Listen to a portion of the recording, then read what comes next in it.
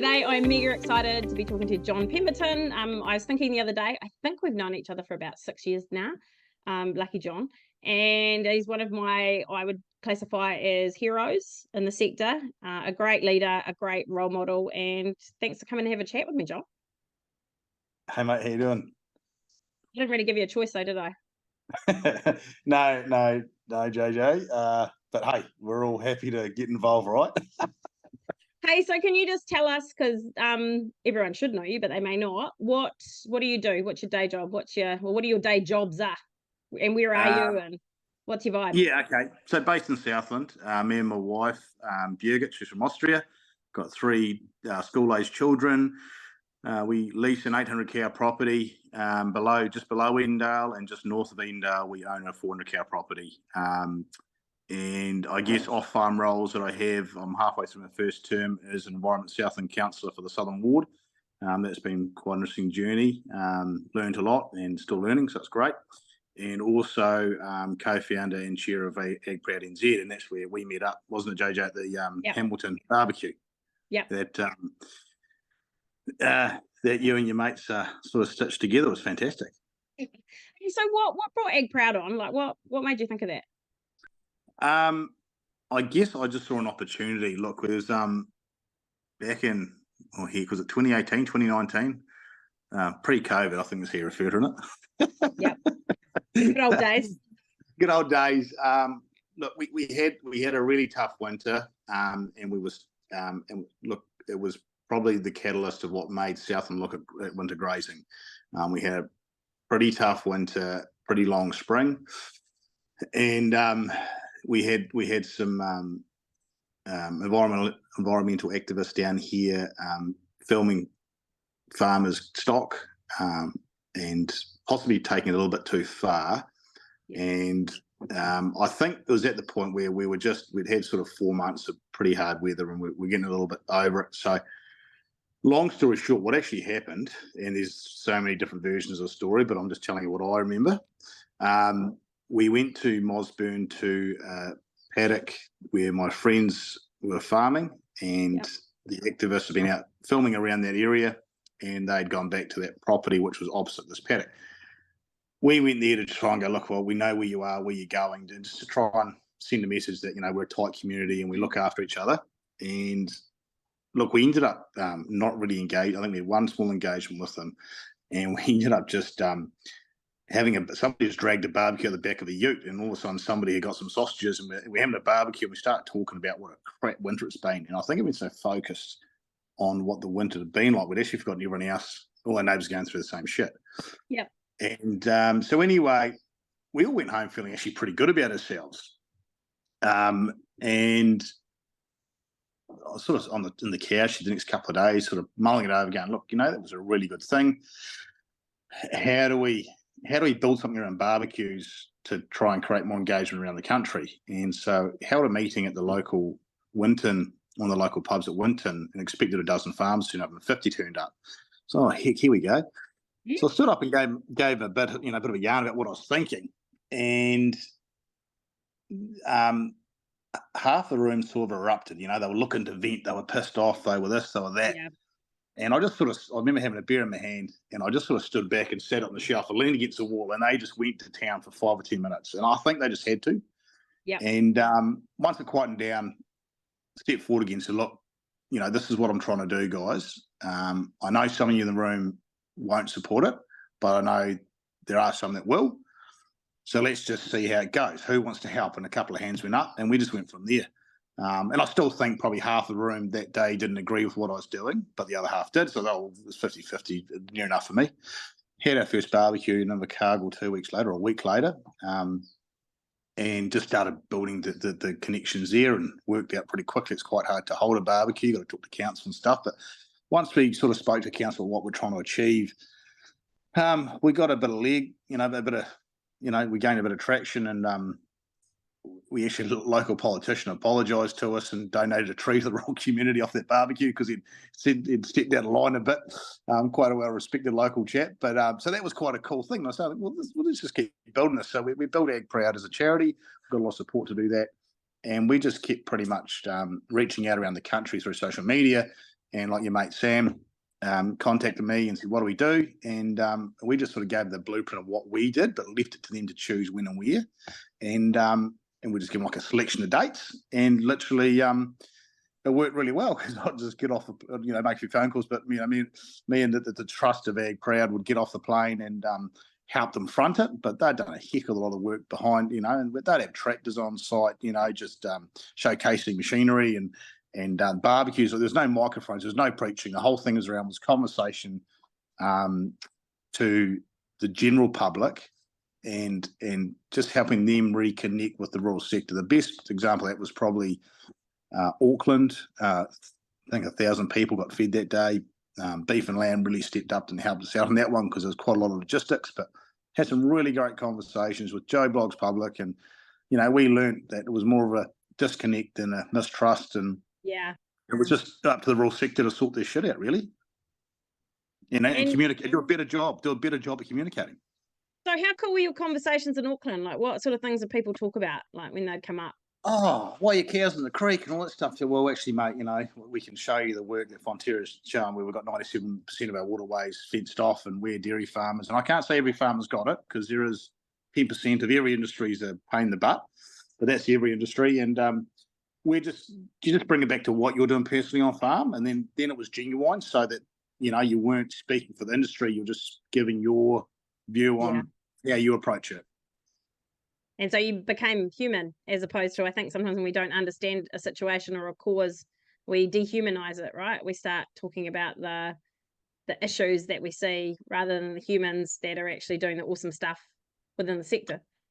Yeah, and I think that's why farmers probably can look like they overreact at times. And I think that example of when the activists were down here, there was a lot of upset farmers, and it was more around the fact that they were not staying on the public side of the fence. And I think, I put it, if someone was walking around your backyard in town with a camera, and you didn't know that person, they hadn't asked, you'd probably take exception to it. And I think when somebody steps on a farm, it's a bit like that for us, because whilst for the general public it's a big vast space, what do they care?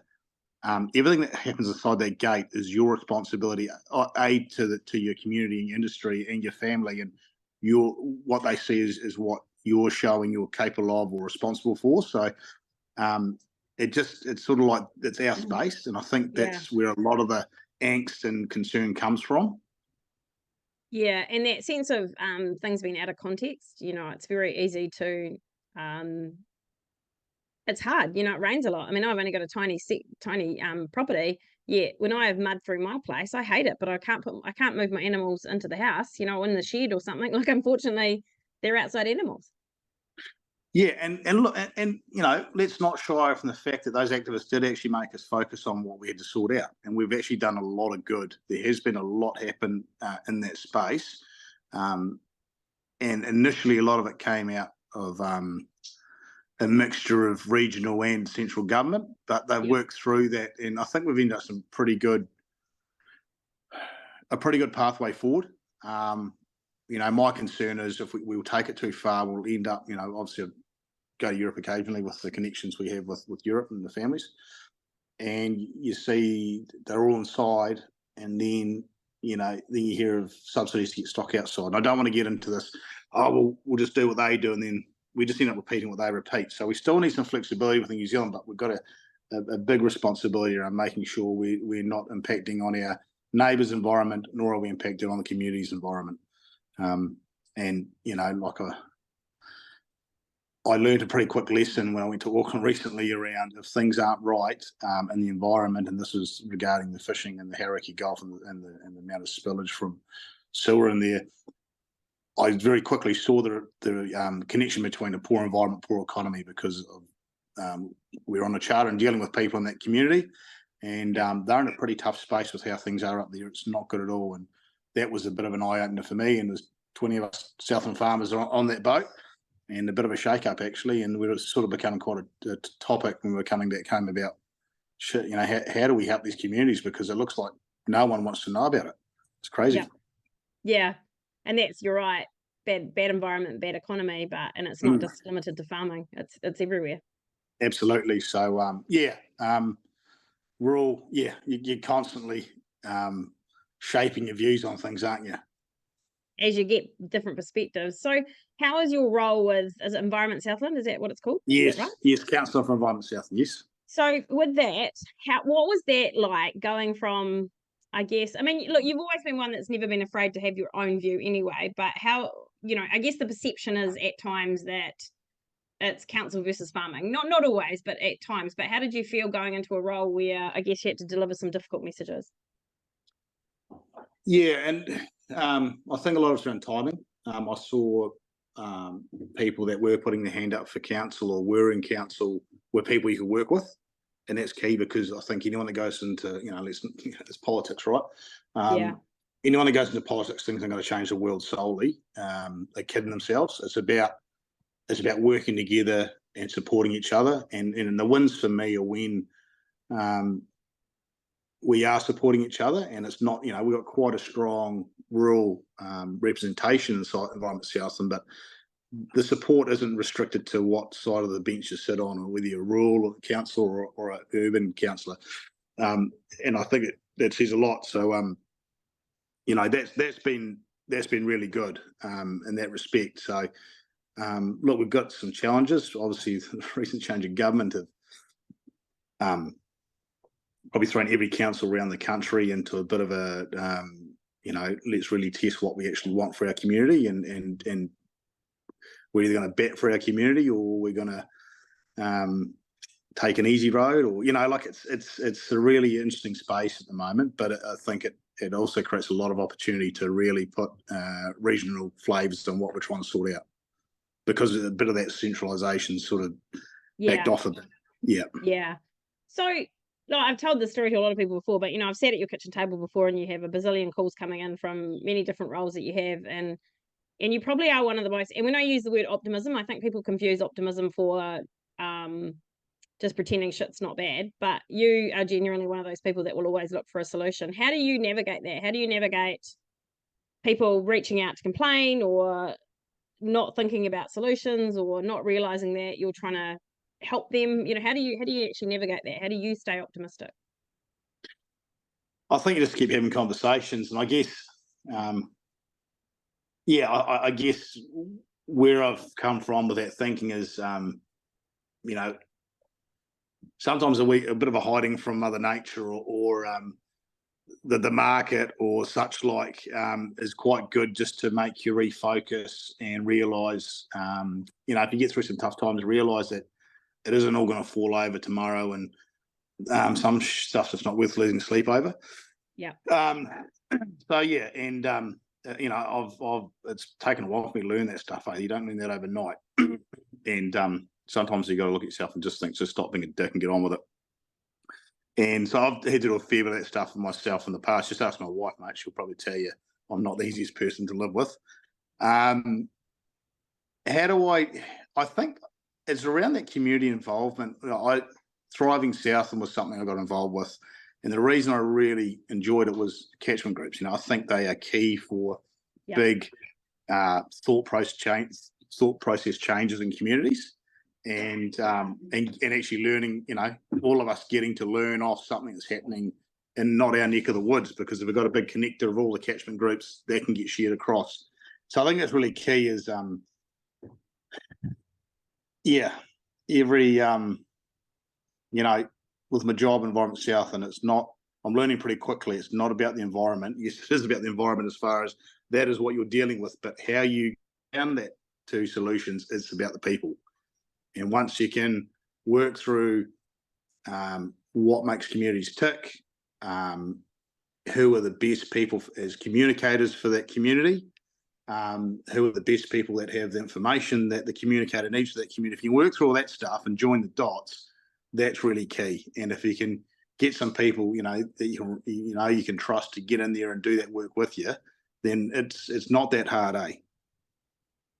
Another thing I noticed with you is you're not a front guy. Like, you don't need to be, like, there is zero ego with you. You don't need to be heard, seen, but you want to encourage others to be able to get to the front and have their voices heard. We've recently seen it where you got National Lamb Day moved to a more barbecue friendly season. And you know, the work that you put behind that, and you know, you brought a bunch of us in on it, and it was very uplifting. You know, how is that your key leadership, is actually lifting, is getting others to kind of, I guess, supporting others in what they want to achieve as well.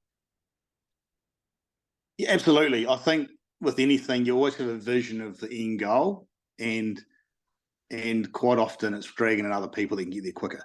And Yeah. you know,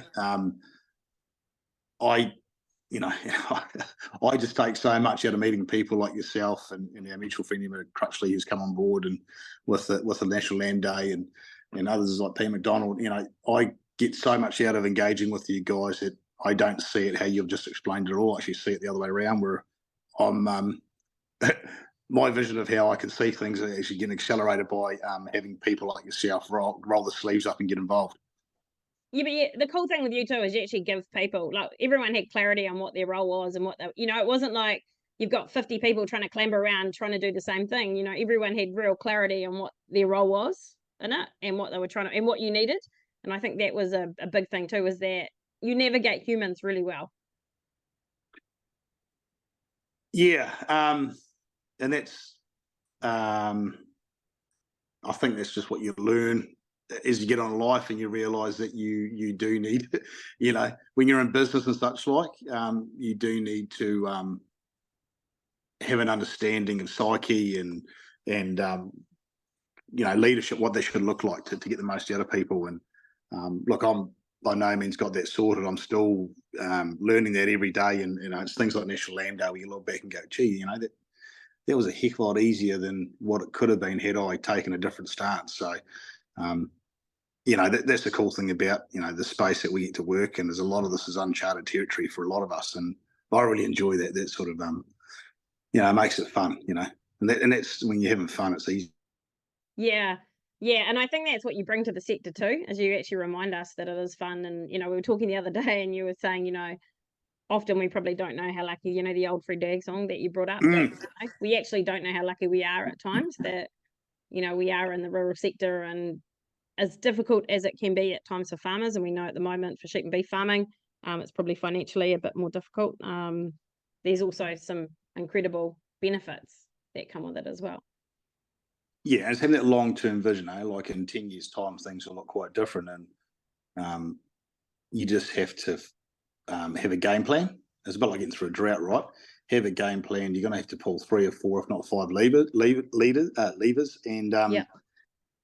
and just rely on the people that you know. You know, lean on some people you know who can support you well.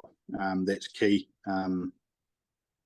But all I can say is it's never as bad as what you think. And I guess our family back in the early 90s, we saw the result of when people think like that. And it's a pretty sad outcome, you know, when you lose a family member that way. It's a pretty sad outcome. So, you know, there's always tomorrow, and it's never as bad as you seem. And as I always tell my kids, you know, there's always someone smarter, someone stronger in the world, but there's also someone who's doing a lot tougher than you. So just do the best you can, but it's never as bad as you think it is. And I guess, I mean, you've seen some tough times even with your farms, haven't you? You know, it hasn't, it's not like every day it's been peachy and rosy. You know, there's been a few, you've had to navigate a few punches along the way. Oh yeah, look, you know, we purchased our first farm, myself and my wife, almost 10 years ago, or will be 10 years ago actually, when, and the first season was at the 390 payout, and you're sort of going, oh, that's probably the first time in my career I was thinking, well, this is getting a wee bit touchy. We might not pull this one off. So, you know, we had good 12 months of being reasonably stretched, and probably lucky we got through, I suppose. You know, when you're sort of doing 28 days, you start to make silly decisions, and we were just trying to do too much. But we got there in the end, and some opportunities have come up. And, you know, I think that was the key. I learned probably the first 5 years of owning a farm, it took 20 good ideas before you got one that pulled off. And just not to, I sort of learned to, I'll give you a classic example. You know, I get really annoyed when the timetable doesn't go plan. Like, I get really pissed off and really, you know, bang on time. And myself and my boy went bungee jumping yesterday, and we missed a bus. We literally walked out the door, and the time frame for that bus had gone. It was 45 minutes till the next bus. And I was like, no, I need to get home because I've got jobs to do. So I was sitting there pretty pissed off. And no, John, shit always happens for a reason. And then lo and behold, we'd already met we'd bungee jumped with another couple that day. They were from Denmark. They're a young Danish couple. And anyway, they ended up being the only 2 people on the bus. And so we had a 45-minute conversation about their time back home and how they'd just come back from serving Iraq. And it was just a really good conversation. And we wouldn't have had that, so I've just sort of started to learn that sometimes shit happens for a reason. Like, don't be lazy and don't try. But when it goes pear-shaped, I've sort of started to learn, stop getting pissed off and just sit back and relax. And that's taken me 42 bloody years to learn. That it'll come right. And I think I've been getting told that, life's been telling me that for a long time now. I'm only just starting to work that out. It's sometimes life has to be a bit more obvious and a bit louder, doesn't it? Exactly. So, but, we haven't ridden any harder road than anyone else out there. And it's how tough you see your pathway is perspective, right? And I think the opportunities we've had the last few years and my role at Environment South, and then being involved with Thriving South, and not on there anymore, but just what I learned off the governance of the fantastic board there and the engagement with the community. And obviously the way our crowd's going, you just sometimes you pinch yourself and you go, gee, this is pretty cool. Like a human AI system learning, you're just constantly evolving, and each thing that you do, you pick up a new set of skills for you, or a new tool in your toolbox, and then you just become a bit more agile, don't you? Exactly. And that's and you've got to be willing. You got to be willing for that, though, right? Because if you're not, if you're not, then you're not being receptive to the messages that people are trying to tell you. And I think sometimes you just, you're not doing yourself any favors by being in that state of mind. So, that's so it's a pretty simple solution, really. Yeah, I know, but I think it's, again, it's always a solution focus. We talked the other day about choices, and I think we never know that the choice we make is a good one today. And it's so easy to look back and go, I could have made 50 other choices. But the reality of it is you do the best that you can at that moment in time. Yeah, you're dealing with the information on the day. And as long as you take emotion out of it, and you're just dealing with facts, and then I think that's damn near impossible for any human. But if you can do that as much as possible, then that's the information on the day. That's all the information you got. So if you get more information tomorrow and you've made that decision yesterday, it is what it is. Move on. You'll get another opportunity to make the same choice some other time in your life, and you'll approach it a bit differently. That's just how it is. Yeah, and hindsight can be so great, so easy to look back and say, oh, I could have done this because this was going to happen, but you already know the outcome. So it's a lot easier. Absolutely. So, yeah. So when you have sort of people come at you, I'm not saying that they necessarily do, but, when people kind of have totally different views, or they're kind of a little bit in your face about something, how do you navigate that? What do you do? I think listening's really key. So when someone's having a crack at you, just give them time. Just give them time to get off their chest what they want to say. And that actually gives you a bit of time as you're panicking, going, holy shit. That gives you a bit of time to process what you want to say and reply. And I found if you do that, that's generally, it generally works out pretty good. Keep you cool. Don't be reactive, and don't let anything trigger you. Like, it's real easy to get triggered on stuff. And as soon as you feel yourself doing that, you just got to breathe through the nose and calm the bus down. And you'll just, because 9 times out of 10, it's just people want to vent. So once they're vented, they're then receptive to your position.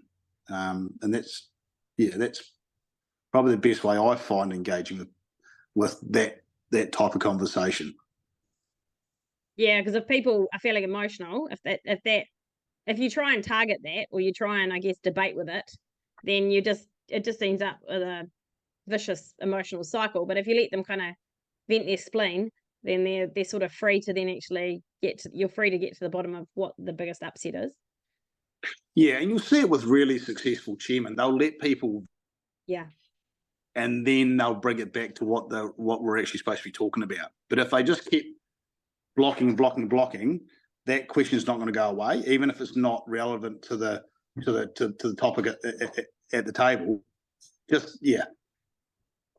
not letting a meeting run away is important, but also letting people feel like they're being heard is probably 90% of it, right? And I think I don't see it different when you're trying to manage conversations. Yeah, I agree, and I think we've and look, I'm at fault for this too. Have we lost the art of listening? You know, because it might be a view that we don't like, and so we shut it down. But the reality of it is, sometimes doesn't matter what the view, everyone sort of deserves to be heard, I suppose.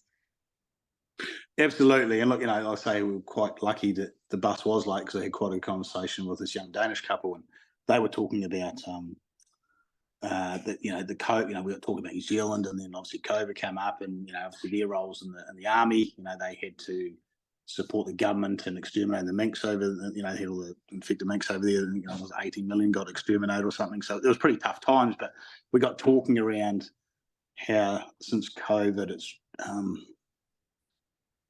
it's almost like you can't socialise with people who don't think the same, and that's a really sad thing, because that's what I love about all the connections I'm getting, is I'm getting to build relationships with such a range of people that I'm learning so much. It's awesome, but yet if I just feel that, and it's not New Zealand, it feels like society. I think it's like bloody social media, right? It just keeps you in an echo chamber, and that's just the worst thing.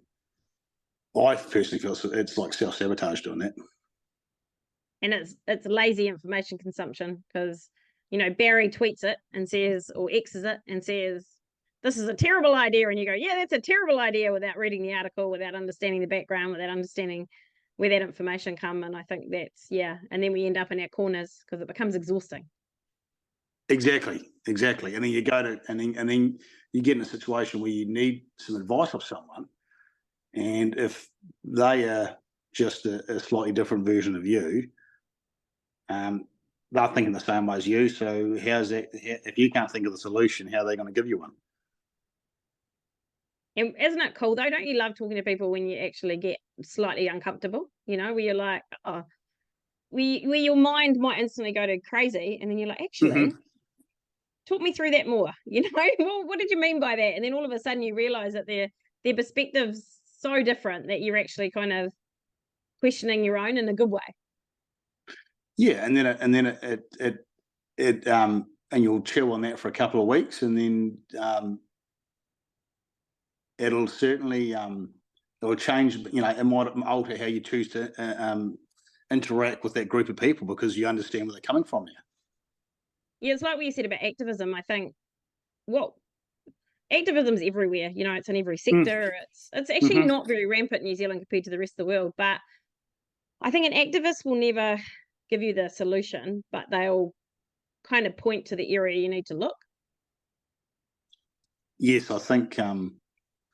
Well, yeah, because I guess if an activist they'll generally be doing the solution themselves. So then they sort of lose that. They lose that grandstand of being an activist, don't they? Because they get sucked into the solution. I think, you know, that's probably what happens. Would that be a fair point? Yeah, and you know, you think of little Greta. I mean, you know, love her or not, I mean, at the end of the day, she got people talking about climate, and they probably weren't. I don't know if we're doing anything that differently, but it's, again, you know, sometimes in the activism, you're right, that whole psyche is to stand up and shout, and that opens the door, I guess, for others to come in and create a solution for, and a pragmatic approach, or a less idealistic, depending on where they've started. Yeah, and you know, it's like I guess societies is like the ocean, eh? Water will always goes where the easiest pathway, and quite often you just need some of those blockages to stand up, or something that can block it stand up, just to change the direction of the flow. You know, and I don't, you know, I don't, unless activists are hurting individuals. Yeah, I don't think we need to banish them or treat them any differently, you know? yep. Or get overly upset, because sometimes you give it more oxygen than it needs. Absolutely. And that, you know, for the same reason, you know, it's right through every sector. And I think we forget that we just think it's only a certain part of society that do that. You know, we just need to take our blinkers off sometimes and look a bit wider. Yeah. I mean, it's so far I haven't seen anyone with themselves chained to a cow or a milk tanker, but you know, remember that? And I was at the old oil frigates or oil rigs or Yes. whatever. People Yeah. used to chain themselves to the side of the boats, and it's kind of a timeless thing, really. I think activism. Yeah, well, it'd be quite hard to tie yourself to a cow because they wouldn't hold still long enough for the cameras, I suppose. Might be entertaining though for the others. As long as the Yeah, cow doesn't get hurt. exactly. But it's just healthy. It's a sign of a healthy economy. Yep. I think New Zealand can take itself a bit too seriously, and I think we need to remind ourselves of our history. History is of innovation. The first woman's vote was in New Zealand. The first gay marriages were in New Zealand. We are quite a liberal country, and so when people get upset and think we're going to go down the gurgler because of this and that, they kind of need to look back in society and realise New Zealand's always pushed the boundaries in places where other countries aren't. So, it's been going on and it'll always go on over here for whatever reason. I don't know why it is, but it just seems to be the Kiwi way. And let's not get too sensitive about it, and let's actually just, like you say, listen. You don't have to agree, just try and understand. Yeah, absolutely. Hey, so what is your greatest wish for New Zealand agriculture? And you can have multiple wishes. My greatest wish for New Zealand agriculture. Probably we see a really clear pathway forward for succession because capital gains are gone now. Rightly or wrongly, I wouldn't mind some of them, but I might have missed that boat. Yeah, my capital gains are on the same boat as yours. Yeah. So, hey, look, it's you're in it for the long game, right? Succession, and I'm not too sure if it needs to be just family, but just succession in general, so that the relevance of the ownership is key for communities. So that is probably one of my bigger concerns is around succession, because farms are only going to get bigger to keep up with the market shifts. It takes business focused people and people with equity to be able to shift systems to meet where markets are going. So I think the idealism that we are hearing around small farms supplying small communities until New Zealand doubles its size isn't going to happen. It just certainly not in the South Island. One farm could feed a town for 2 weeks. Yeah. So succession is a bit of a concern. So my wish is succession. There is a pathway of succession, and in the near future too, because we're seeing fracturing of the dairy sector around share milking and all that stuff. So there's been so many tools taken away. So that's a big one. Second one would be probably a pathway forward for maybe getting away from the monoculture of farming. Like, we're talking about the sheep and beef guys struggling and the dairy guys actually doing pretty good. How do we model some farms so there's, if they're going to be bigger, how do we model farms so they're a bit more diverse? But the way that diversity works is it works with each other. Like, you might have some long-rooted crops following the cows that mop up all the excess nitrogen. I still think there's some real water quality things we can deal with, especially in the south, and if we had a bit more flexibility around that type of stuff. But we're currently sitting in rules where you'd be a mug to give up your dairy land and change it to something else. So we need to, that's really up to the regulators to work through central and regionally. So I think trying to find some frameworks that farmers can work in that protects the waterways but gives them the freedom to be able to pick and choose their business so that they can do what's right for their farm and their system. Rather than regulation that locks us into the status quo. So it disables you from making good decisions around that stuff. Absolutely. Because we're doing all this for water quality, and sometimes you're sort of shaking your head going, well, why are we making it so hard then? So they're probably 2 big ones. Yeah. Very big ones. Well, any last messages for people? Anything that you would take away message that you hope someone would get out of this? I just, like I say, just it's the challenges are there to challenge us, and they are good. Like, I look back at the challenge we had, and I don't want to go back there, but we are doing things differently on farm, so we do not end up back there. But if the people that are there, it's never as bad as it seems. That's probably the biggest one. Is the sun will come up and you get another crack at sorting out the next day. Thank you so much for your time. You are amazing, and you are 100% one of my heroes, and I am very grateful for the time that I get to chat with you and the wisdom that you share with me. And so I just want to say thank you very, very much. Thanks, JJ. Appreciate the opportunity, mate, and as usual, always good to catch up with you.